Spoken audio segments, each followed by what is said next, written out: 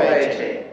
সম্মানিত উপস্থিতি, আপনারা জানেন বিগত সময় আমরা নির্বাচন নামক এই নামক শব্দটা আমরা ভুলে গিয়েছিলাম। আমরা বিগত দিনে দেখেছিলাম বিনা ভোটের এমপি দেখেছি, দিনের ভোটে রাত্রে দেখেছি, ডামি নির্বাচন দেখেছি। এইগুলো দিয়ে এই দেশের জাতির কাছ থেকে নির্বাচনটাকে ঘুরিয়ে দিয়েছিলেন। আমার মনে পড়ে 2018 সালে পৌরসভা নির্বাচনে একটি কেন্দ্রে গিয়েছিলাম। কেন্দ্রের পাশে আমি কিছু দোকানদার কিছু লোকদেরকে চা খাওয়াইলাম। উনারা বললেন, জামাই এই যাবৎ এক কাপ ছাড়া বিক্রি করতে পারে নাই কোনো প্রার্থীর কাছে। তার মানে তখন ভোটারদের কাছে যাওয়ার প্রয়োজন ছিল না, মানুষের কাছে জবাবদিহি করার কোনো প্রয়োজন ছিল না। এইভাবে একটা সময় পার করেছে। এরপরে আমার দেশের বয়স 54 বছর, 3টি রাজনৈতিক দল শাসন করেছে। তাদেরকে খুব ভালোভাবে দেখেছেন, তারা কে কি দিয়েছে, কে কি করেছে।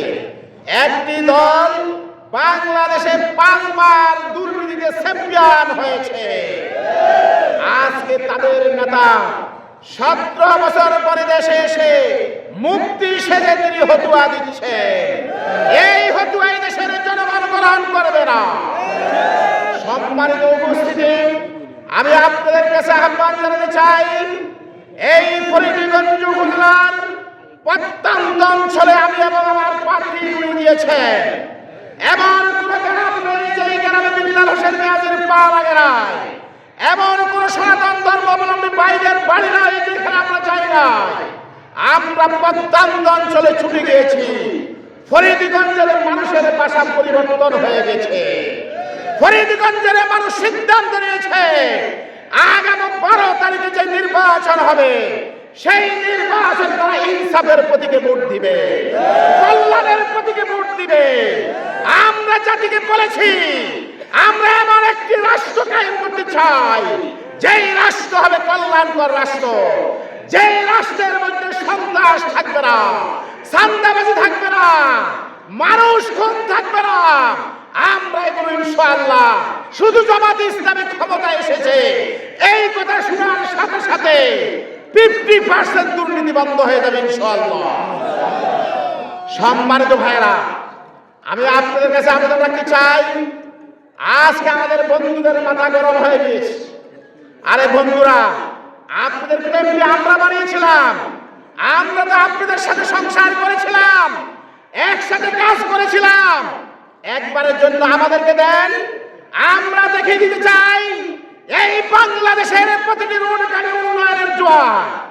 আমরা দেখিয়ে দিতে চাই বাংলাদেশের কৃষি খাতে উন্নয়ন হবে, শিক্ষা খাতে উন্নয়ন হবে, স্বাস্থ্য খাতে উন্নয়ন হবে, শ্রমিকদের অধিকার আদায় হবে, অটো রিক্সা হাসি মুখেরা বাড়ি ফিরবে, এই দেশের মানুষ চিন্তা কমাতে পারবে ইনশাআল্লাহ।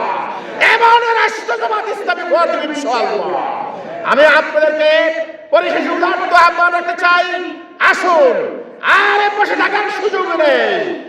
আমরা সকলে এই নির্বাচনের আগ পর্যন্ত ঘুম কমিয়ে দিতে হবে, মানুষের বাড়ি বাড়ি যেতে হবে, আমাদের ভোটার ভাড়া দিতে হবে।